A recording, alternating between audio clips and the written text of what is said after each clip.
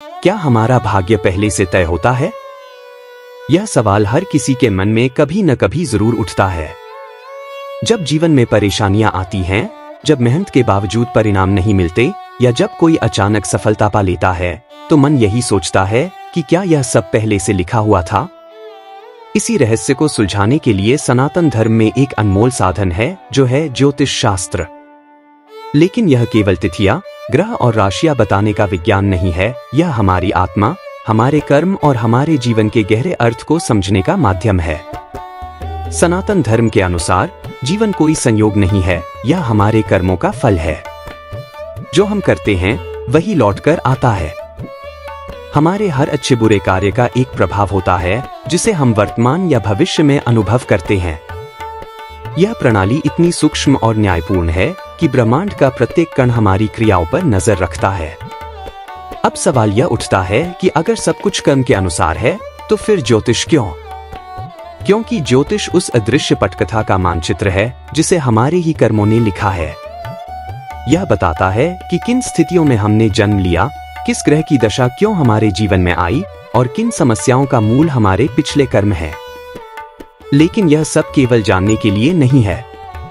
ज्योतिष हमें चेतावनी देता है, दिशा देता है और यह अवसर देता है कि हम समय रहते सुधार कर सकें।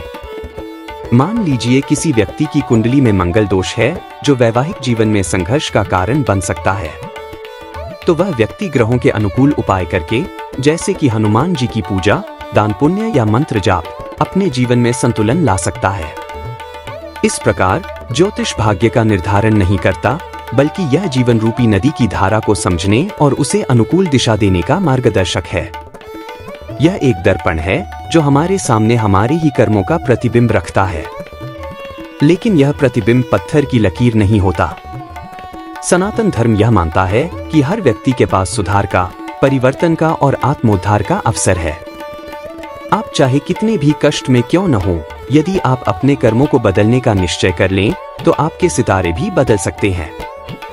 रामायण और महाभारत जैसे महाकाव्य भी हमें यही सिखाते हैं। राम और कृष्ण जैसे अवतारों ने भी कर्म किया, उन्होंने भी संघर्ष किया और उन्होंने भी समय समय पर भाग्य को चुनौती दी। आज भी जब कोई माँ अपने बच्चे के जन्म के बाद उसकी कुंडली बनवाती है, जब विवाह से पहले गुण मिलाए जाते हैं, या जब कोई व्यक्ति संकट में राहु केतु की दशा से परेशान होकर उपाय ढूंढता है, तब वह अनजाने में ही सनातन धर्म की उस गूढ़ परंपरा से जुड़ता है, जो सदियों से यह सिखाती आई है कि ज्योतिष केवल भविष्य बताने का माध्यम नहीं, बल्कि आत्मा की यात्रा को समझने का साधन है। जब हम अपने जीवन को ज्योतिष के आईने में देखते हैं, तो यह केवल ग्रहों की स्थिति नहीं दिखाता, यह दिखाता है कि हम कहाँ अटके हुए हैं, कहाँ हमने कोई गलती की है और कहाँ से हम फिर से शुरुआत कर सकते हैं। और यही सनातन धर्म की सबसे सुंदर बात है, यह कभी हार नहीं मानता। यह कहता है कि तुम चाहे कितने भी नीचे गिर जाओ, तुम्हारे अंदर उठने की शक्ति हमेशा बनी रहती है। बस दिशा चाहिए, समझ चाहिए और कुछ शुभ कर्मों की शुरुआत चाहिए।